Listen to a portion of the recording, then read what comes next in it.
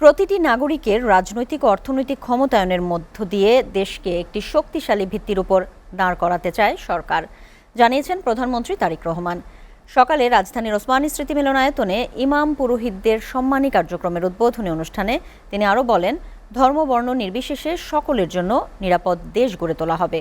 নির্বাচনী প্রতিশ্রুতি বাস্তবায়নে সরকার বদ্ধপরিকর বলেও জানান প্রধানমন্ত্রী। দেখুন আব্দুল আহাদের প্রতিবেদন। সরকারি কর্মকর্তা বৃন্দ, নির্বাচনী প্রতিশ্রুতি অনুযায়ী পরীক্ষামূলকভাবে দেশের ৪,৯০৮টি মসজিদ, ৯৯০টি মন্দির এবং ১৪৪টি বৌদ্ধবিহারের ধর্মীয় গুরু ও দায়িত্বপ্রাপ্ত মোট ১৬,৯৯২ জনকে সম্মানী দিয়েছে সরকার। মেম্বারবাড়ি বাস স্ট্যান্ড আসবেন মোহাম্মদ জাহিদ হাসান। ওসমানী স্মৃতি মিলনায়তনে এই কার্যক্রমের উদ্বোধন করেন প্রধানমন্ত্রী তারেক রহমান।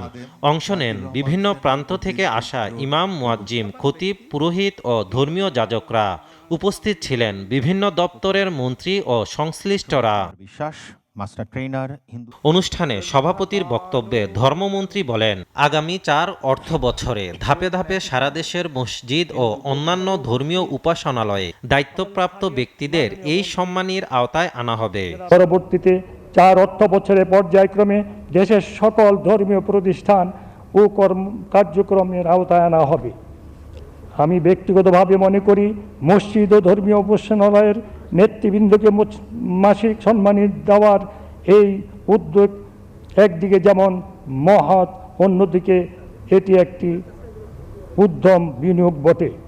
উদ্বোধনী অনুষ্ঠানে প্রধানমন্ত্রী বলেন, সকলের জন্য নিরাপদ রাষ্ট্র ও সমাজ গড়তে কাজ করছে সরকার। খতিব, ইমাম, মুয়াজ্জিমদের সম্মানী ভাতা দেওয়ার যে কর্মসূচি বর্তমান সরকার, আপনাদের সরকার চালু করেছে, এই কর্মসূচির অধীনে প্রথম পর্যায়ে পাইলটিং স্কিমের আওতায় মোট ৪,৯০৮টি মসজিদ, ৯৯০টি মন্দির এবং ১৪৪টি বৌদ্ধ বিহারে মোট ১৬,৯৯২ জন এই মাসিক সম্মানী পাওয়া শুরু করেছেন আজ থেকে।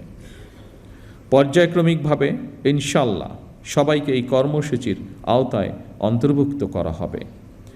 বিভিন্ন শ্রেণী পেশার মানুষের জন্য সরকারের এইসব অর্থনৈতিক কর্মসূচি উদ্যোগের মূল উদ্দেশ্য হচ্ছে, যা আমি আগেই উল্লেখ করেছি, নাগরিকদেরকে অর্থনৈতিকভাবে স্বাবলম্বী করে গড়ে তোলা।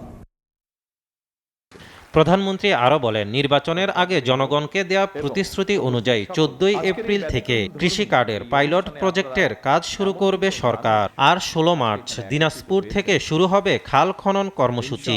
আগামী ১৪ এপ্রিল তথা ১ বৈশাখ থেকে আমরা ইনশাল্লাহ ফার্মার্স কার্ড বা কৃষক কার্ডের পাইলট প্রজেক্ট চালু করব। ইনশাল্লাহ আগামী ১৬ মার্চ দিনাজপুর থেকে শুরু হচ্ছে আমাদের খাল খনন কর্মসূচি। ইমাম পুরোহিতদের ভাতা প্রদান কার্যক্রমের প্রতি মাসে সম্মানী পাবেন মসজিদের ইমাম ৫,০০০, মুয়াজ্জিন ৩,০০০, খাদেম ২,০০০ টাকা। একইভাবে মন্দিরের পুরোহিত ৩,০০০, সেবায়াত ৩,০০০, বৌদ্ধবিহারের অধ্যক্ষ ৫,০০০, উপাধ্যক্ষ ৩,০০০, গির্জার যাজক ৫,০০০ ও সহকারী যাজক ৩,০০০ টাকা পাবেন। মাননীয় প্রধানমন্ত্রীকে তার মূল্যবান। আব্দুল আহাদ, এসটিভি, ঢাকা।